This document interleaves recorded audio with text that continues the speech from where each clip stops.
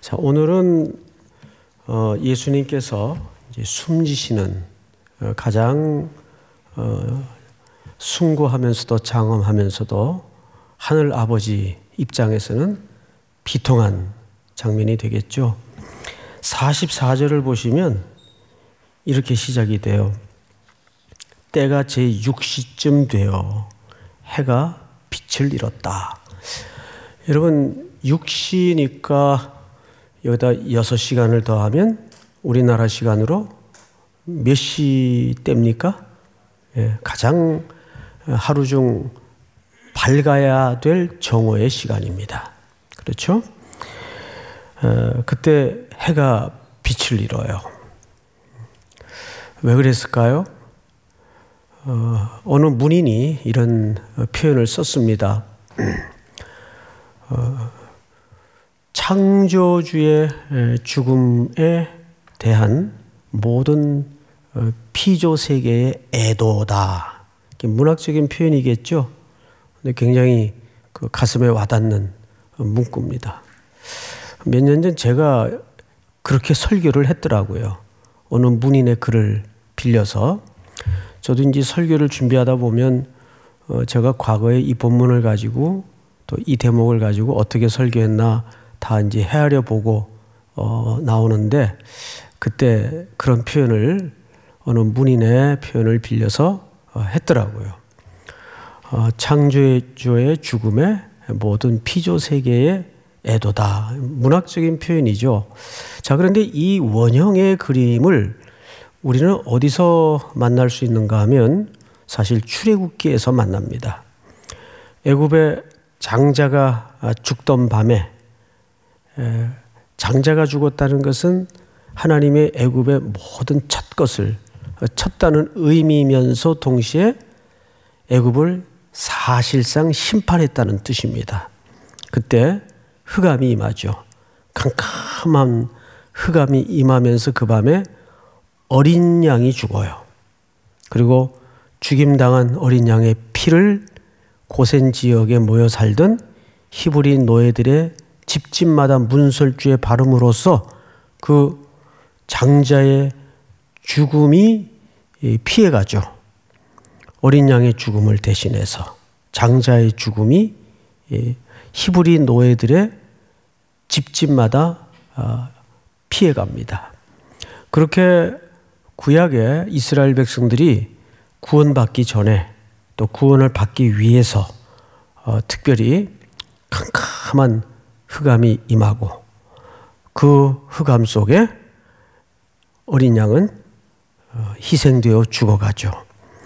말하자면 오늘 이 십자가를 중심으로 나타난 그림은 구약 출애굽기에서 만날 수 있는 원형의 그림이다. 이렇게 보시면 되는데, 특별히 과연 그러면 그것이 오늘 예수님의 숨지시는 사건과 무슨 연관성이 있을까?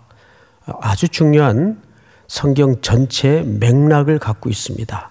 그 맥락이라는 것은 결국 예수님이 십자가에서 겪으시는 모든 미세한 떨림 하나까지도 하나님의 약속과 언약의 성취적 차원에서 이루어지고 있다는 것을 놓쳐서는 안 됩니다.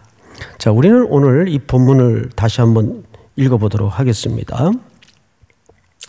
제가 좀 읽겠습니다.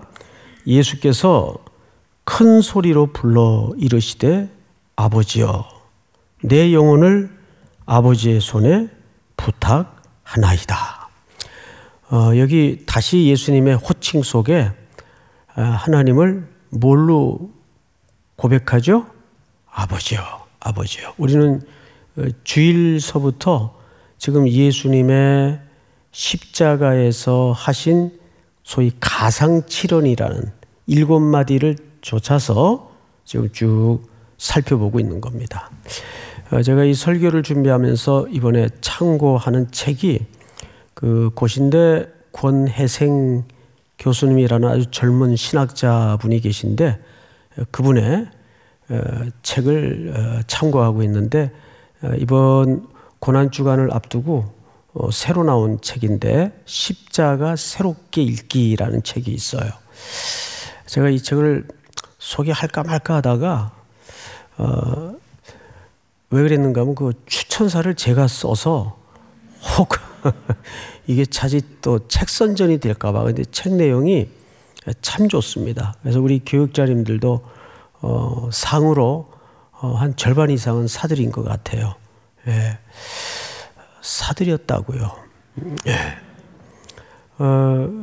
그 책의 그 줄거리를 좇아서 지금 진행하고 있는데, 특별히 예수님이 십자가 위에서 하신 7마디의 그 담아진 성경 전반에 걸친 신학적인 내용을 아주 잘 그리고 입체적으로 설명한 책입니다.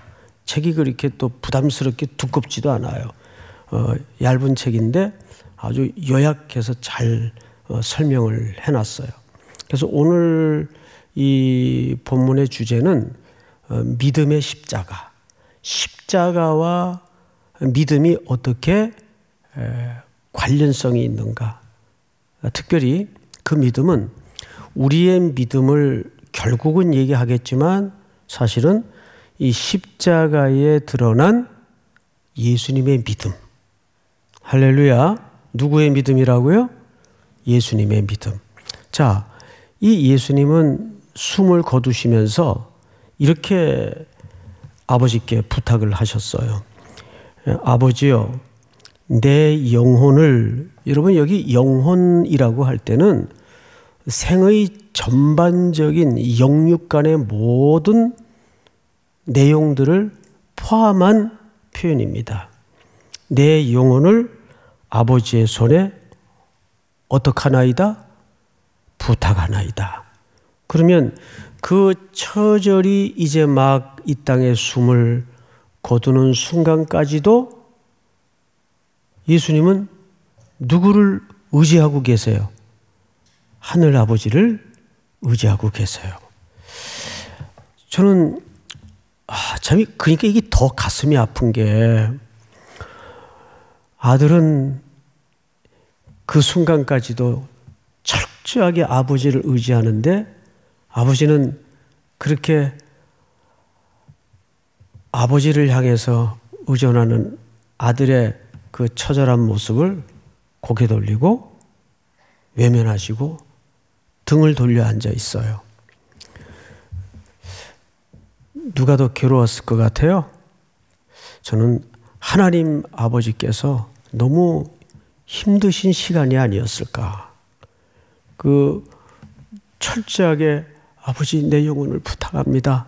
이렇게 의존하는 아들을 등을 돌리고 외면해야 되는 그 아버지의 마음은 어땠을까요? 여러분, 여기 그런데 무슨 표현이 나오냐 하면 46절을 잘 보세요. 아버지의 뭐에 부탁하나이다? 손이라고 돼 있어요. 손은 주로 성경에서 돌보심, 보호, 능력을 얘기합니다. 맞죠? 예, 그런데 이 표현이 아주 절묘하게 소개된 성경 한 구절이 있어요. 아가서를 한번 띄워주실까요? 아가서. 이제 피부가 검은 술람미 여인을 향한 신랑의 노래죠. 그가 왼팔로 내 머리를 고이고 오른팔로 나를 안는구나. 무슨 뜻일까요? 오늘 여기 손하고 무슨 관련성이 있을까요? 이 부분을 제가 아가서 강의를 설교하면서 그런 설명을 드렸댔습니다. 하나님의 보이는 손과 보이지 않는 손이 동시에 있다. 자, 술람미 여인을 머리를 고일 때 고이는 손은 보이는 손일까요? 보이지 않는 손일까요? 보이지 않는 손이 되겠죠? 예. 그러면 동시에 오른팔로 나를 안는 손은 보이는 손일까요? 보이지 않는 손일까요? 보이는 손이에요. 그러니까 하나님이 우리를 경영하시고 우리를 간섭하시는 구원의 돌보심 속에는, 인생의 여정 속에는 하나님의 왼손, 보이지 않는 손이 있어요. 그때 우리는 죽을 것 같고 하나님이 외면하시는 것 같고 답도 안 보이는 것 같은 아마 순간들일 겁니다. 그렇죠?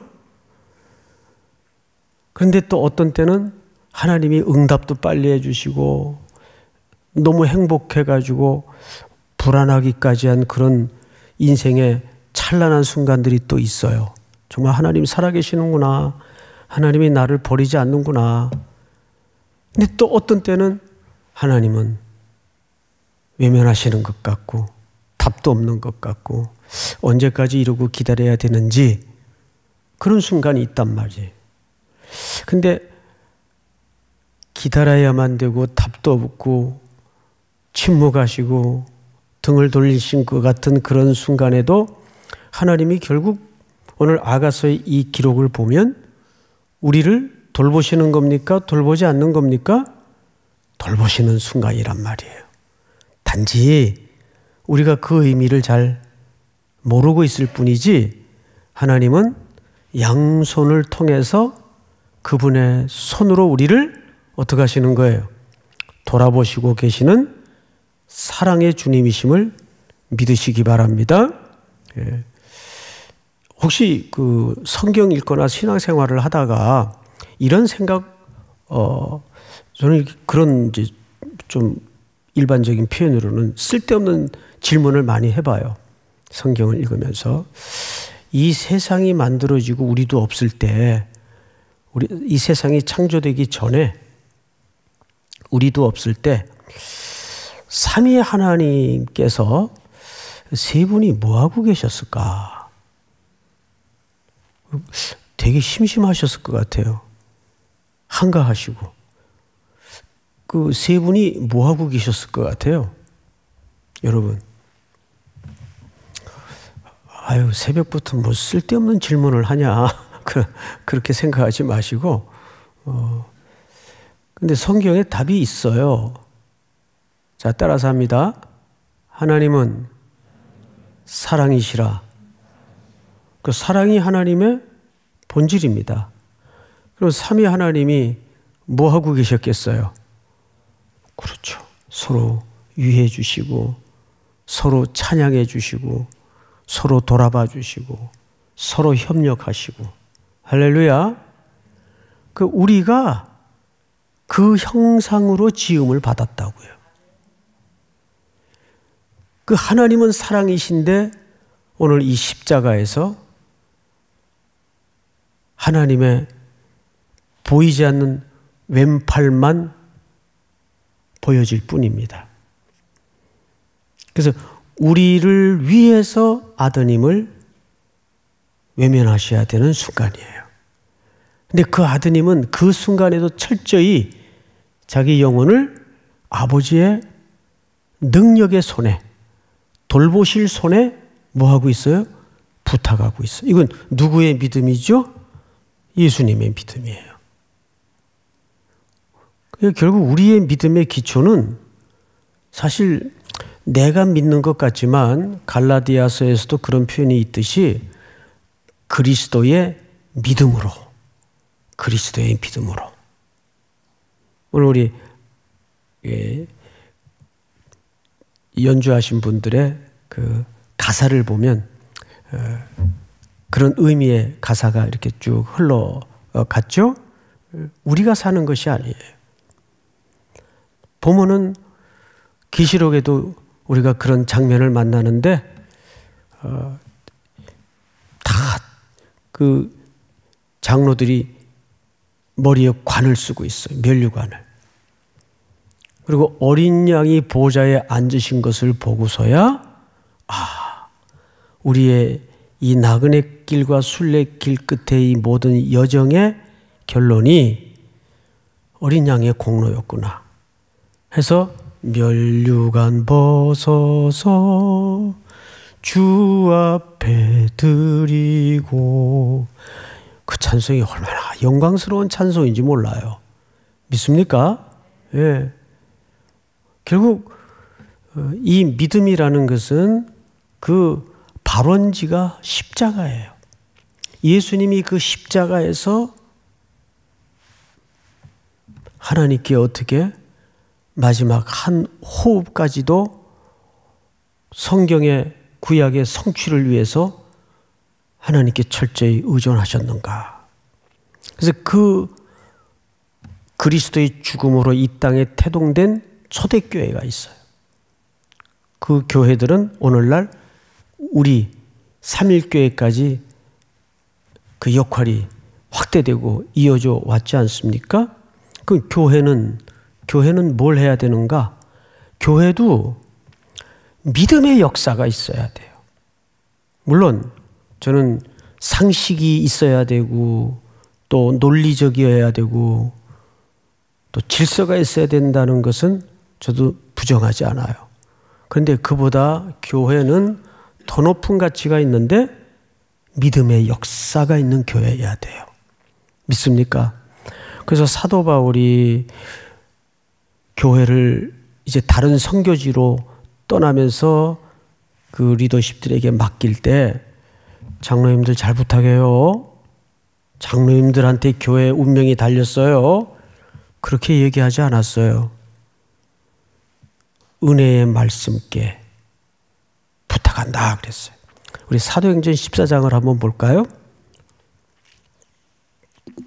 각 교회의 장로들을 택하여 금식 기도하며 그들이 믿는 주께 그들을 위탁하고.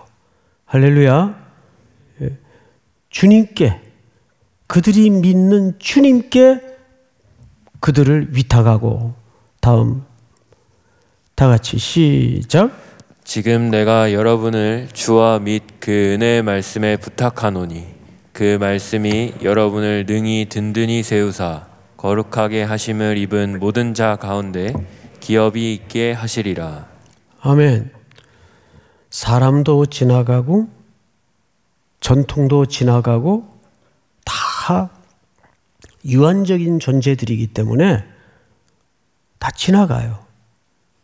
그러나 하나님의 말씀은 세세무궁토록 변하지 않아요. 꽃도 시들고 풀은 마르지만 하나님의 말씀은 세세무궁토록 영원하리라. 베드로 사도의 고백이잖아요. 베드로가 그 글을 쓸 때는 어떤 심정으로 썼는지 아세요? 그 현실적 증거가 본인이거든요. 에이, 내가 뭐 그렇게 호언장담하고 다 쓸데없는 거야. 하나님의 말씀만이 영원해. 자기가 제일 예수님과 동행하면서 겪었던 일이니까 베드로가 그렇게 얘기했다면 믿어야 돼요, 여러분. 자, 우리 사도행전 20장을 한 군데 더 볼까요? 지금 내가 여러분을 주와 및 그 은혜의 말씀에 부탁하노니 그 말씀이 여러분을 능히 든든히 세우사 거룩하게 하심을 입은 모든 자 가운데 기업이 있게 하시리라. 할렐루야. 여기서도 결국 뭘 부탁해요? 은혜의 말씀께. 믿음이라는 건 뭐죠? 내가 믿는다라는 어떤 컨빅션, 신념 이런 게 아니에요. 우리의 믿음은 결국 이렇게 정의할 수 있어요. 하나님의 기다림의 완성이에요. 하나님이 우리를 기다려주는 게 믿음이지 내가 믿어서 어떤 결과물을 만들어내는 게 믿음의 역사가 아니에요. 그걸 가장 샘플로 잘 보여준 인물이 누굽니까? 아브라함이에요. 택함을 입었지만 그는 인생의 고빗길마다 유리한 쪽을 택하고 이익을 택하고 별짓을 다 해요. 자기가 또 막 흥분해가지고 야 이러다 하나님 약속이 무산되는 거 아닐까? 그래서 막 또 머리 굴려가지고 아내하고 의논해서 엉뚱한 열매를 토해내고, 근데 그걸 하나님이 다 동행해 주시면서 기다려줘요. 그러니까 아브라함은 믿음이 좋아서 믿음의 조상이 아니고 믿음이라는 것이 얼마나 하나님의 설득함의 결과인가를 대변해 줄 수 있는 인물이 아브라함이에요. 믿습니까? 그래서 항상 사도 바울도 사도들도 예수님도 교회를 사람에게 부탁하지 않았어요.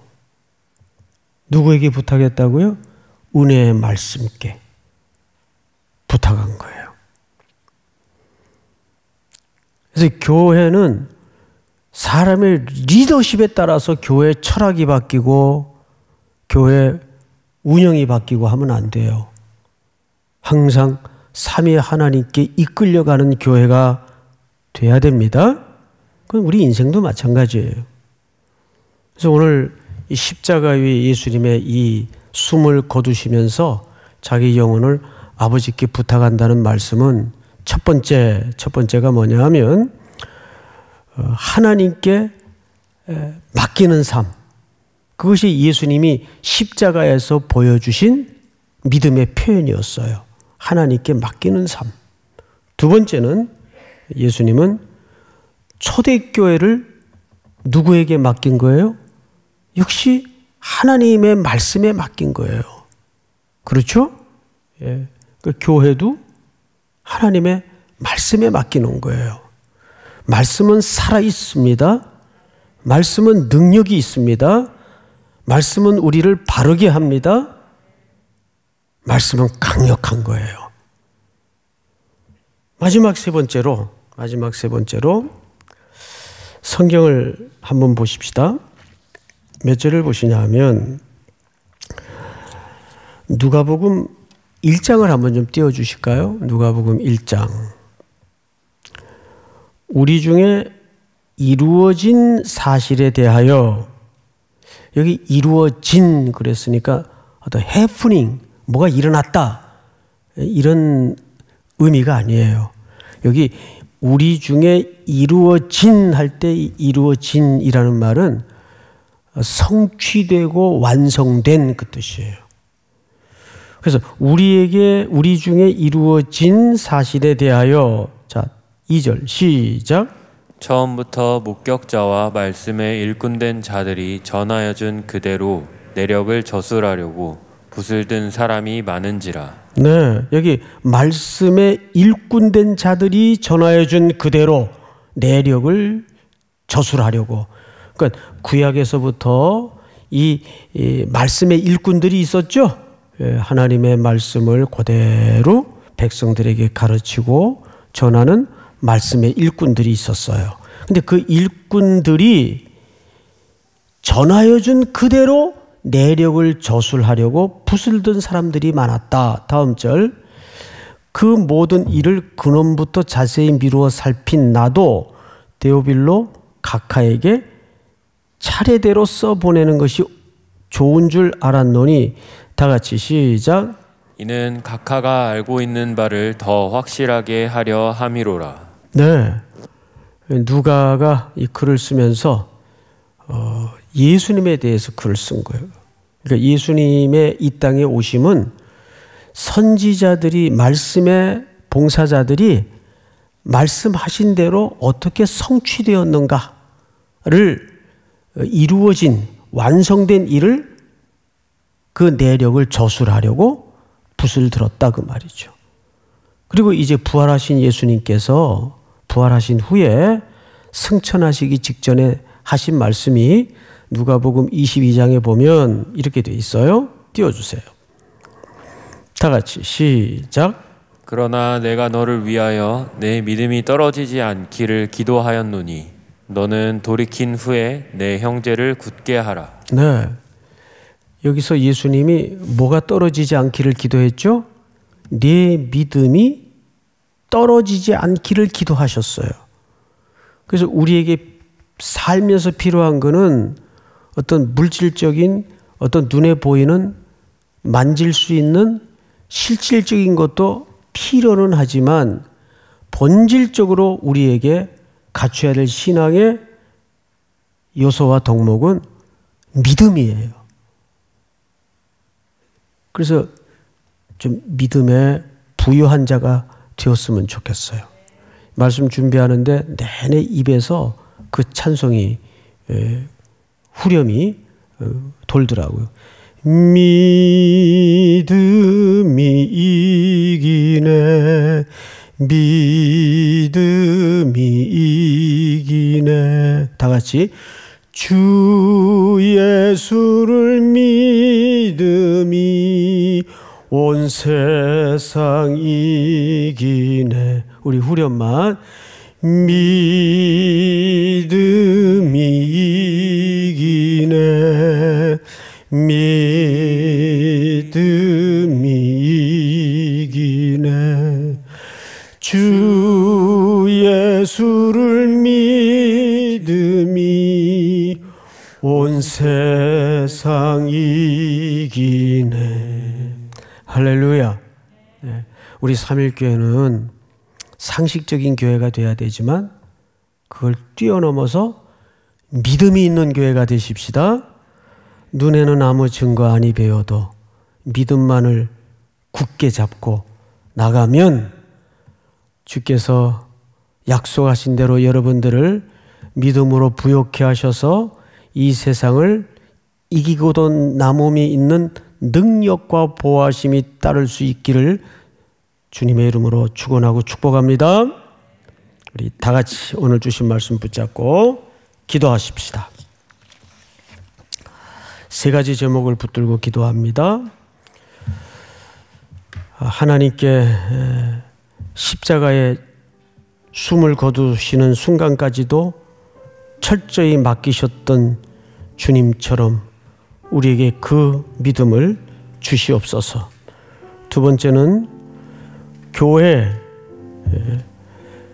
사람의 리더십에게 교회를 맡긴 것이 아니라 하나님의 은혜의 말씀, 그 말씀을 믿는 믿음에 부탁하셨습니다. 또 세 번째는 믿음이라는 것은 우리의 결단이나 우리의 열심을 뛰어넘어서 하나님이 이루시는 결과물 기다리는 자입니다.